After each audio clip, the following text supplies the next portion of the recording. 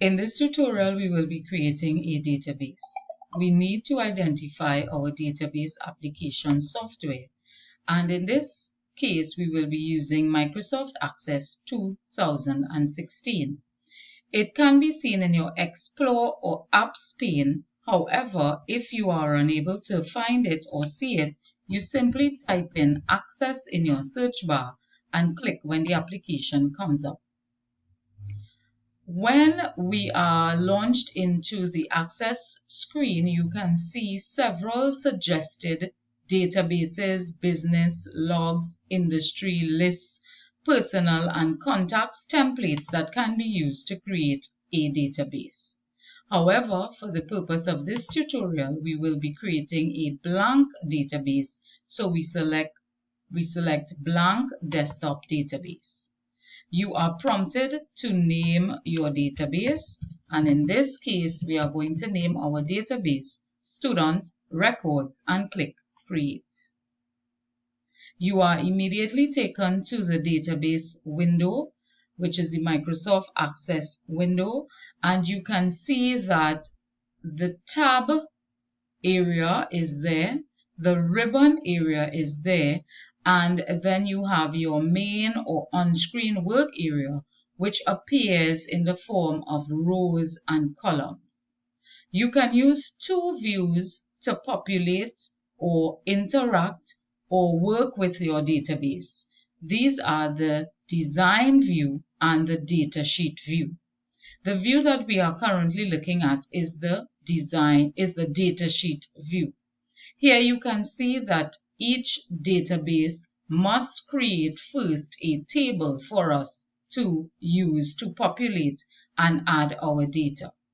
We would like to switch to the design view, and when you switch to the design view, you are asked to name the table that you are currently working in.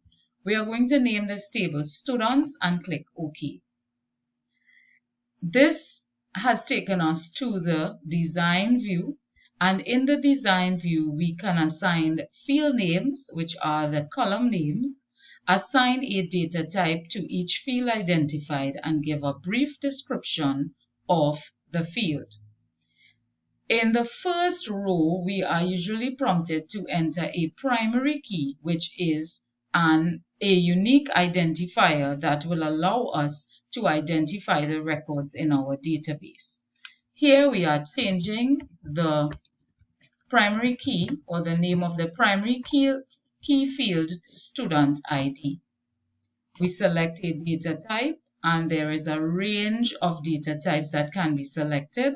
In this case, we are going to select number and then provide a brief description of what type of data, or not what type of data, what the field will reveal to us. So the student ID field will give us the identification number of each student. Let's switch between the design view and the datasheet view, and you can do that by clicking in the icon or click the drop-down arrow and select.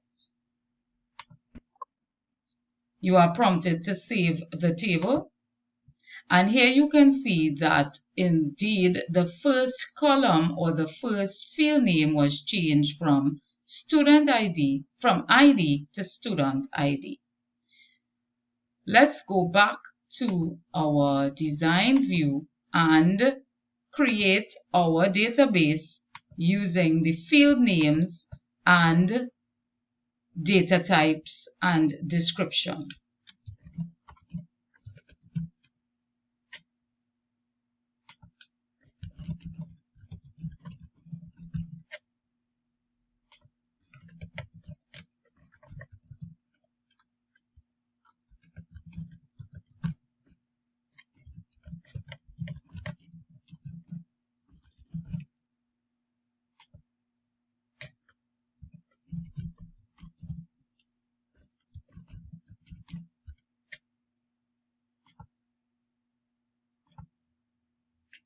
We are selecting short text here because the telephone contact will include a dash. If we select number, we are going to get an error message if we attempt to put in the number with a dash included.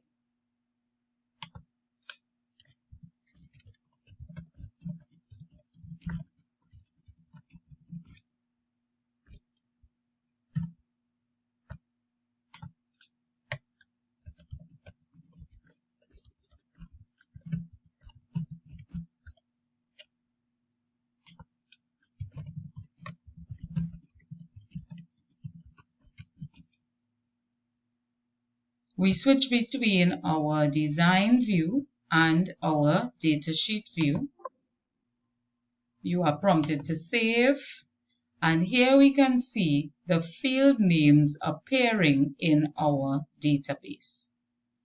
On our table, we can click the arrow, the solid line and double-headed arrow between each field between each column to increase the width of the column or decrease the width of the column, as the case may be. So here we are increasing or decreasing, and similarly you can click between each row to increase or decrease the height of the row. So let's go ahead and populate our database. As you start to type into the database, you will see that another row is automatically created.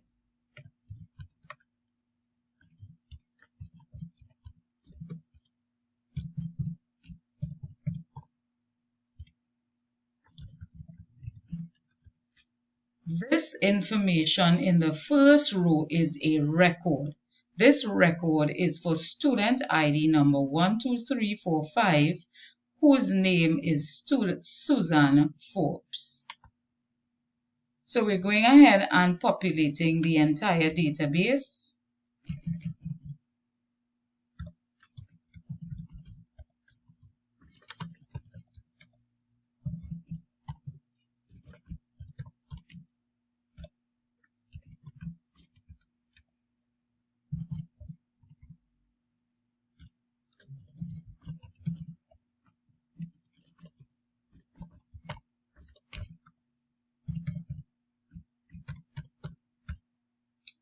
So I would like you to add all the records that are shown here to your database. Our database now contains 10 records. We can see these records here, 1, 2, 3, 4, 5, 6, 7, 8, 9, and the 10th one to be entered. And we can also scroll at the bottom of the screen to move throughout the records of each student. So I'm just going to add the 10th record. Ensure that your database has all this data, and then we will move on to the other part. So what we have done here is we have created a database with 10 records, and here are the records of the students, and we have used the datasheet view and the design view to do that. What we are looking at here is the datasheet view, and we can manipulate the data in our database, by making adjustments in our datasheet view, in our design view. In this design view, we have 1, 2, 3, 4, 5 fields, which are student ID, first name, last name, telephone contact, and area of residence.